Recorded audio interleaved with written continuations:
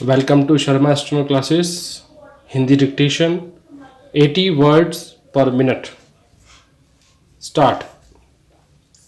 उपसभापति महोदय, उनके पास आवश्यक संसाधन, लक्ष्य, जिम्मेदारी और अधिकार भी होने आवश्यक हैं, लेकिन विकास में महिलाओं के योगदान और भागीदारी का विषय सामान्यतः केवल कल्याण के कार्य रूप में देखा गया है।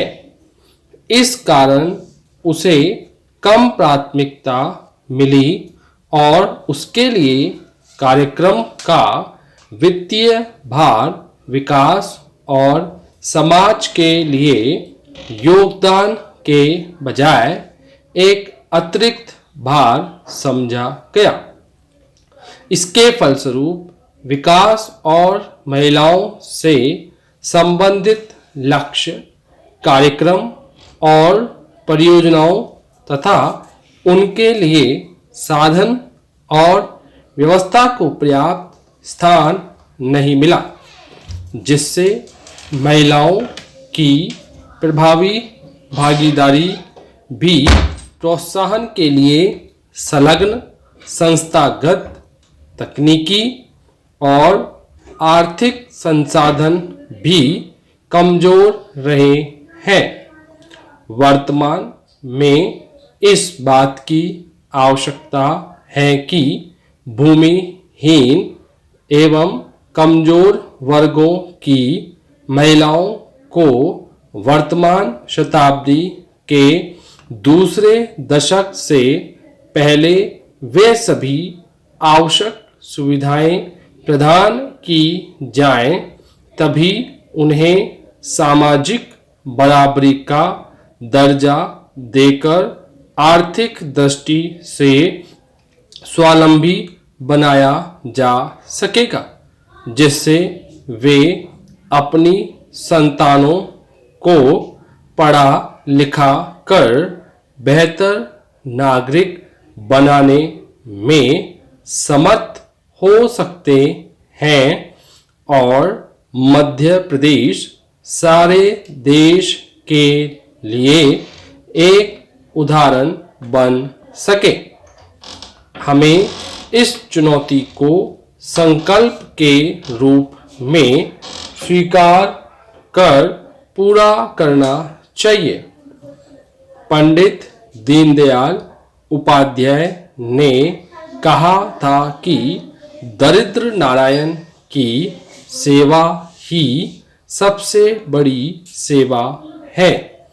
उनके इस आह्वान से प्रेरित होकर मुख्यमंत्री ने मध्य प्रदेश के स्थापना दिवस के अवसर पर गरीब और भूमिहीन महिलाओं की भलाई के लिए 5 योजनाओं वाले एक कार्यक्रम की घोषणा कर उनके जीवन में आशा की सतरंगी किरण दी है। प्रदेश में इस कार्यक्रम का क्रियान्वयन 1 नवंबर 1998 से प्रारंभ किया गया है। महिला उत्थान की इस पंचधारा के अंतर्गत प्रारंभ की गई योजनाएं इस प्रकार हैं। इसके अंतर्गत महिलाओं की ममता को सम्मानित किया गया है तथा ग्रामों में कार्यरत स्वास्थ्य सेविकाओं को आंगनबाड़ी कार्यकर्ताओं के सहयोग से जिन्हें 100 रुपये पारिश्रमिक के तौर पर देने की व्यवस्था है, क्रियान्वयन किया जा रहा है। इस कार्यक्रम के अंतर्गत गरीब और भूमिहीन स्त्रियों के लिए रोगोपचार की सुविधा के अंतर्गत रोगी महिलाओं का अस्पतालों में निशुल्क उपचार किए जाने के साथ ही साथ उनकी सेवा करने वाले पारिवारिक जन के लिए उस अवधि में मुफ्त भोजन और आवास की व्यवस्था का स्पष्ट प्रावधान है। यह योजना निराश्रितों, विधवाओं के लिए पेंशन प्राप्त करने की प्रक्रिया को सरल बनाने के लिए की गई है, जिसके अंतर्गत अब पेंशन की राशि का भुगतान डाकघर बचत खाते या बैंक खाते के द्वारा किया जाएगा। इसके लिए उन्हें निशुल्क परिचय पत्र उपलब्ध कराए जाएंगे।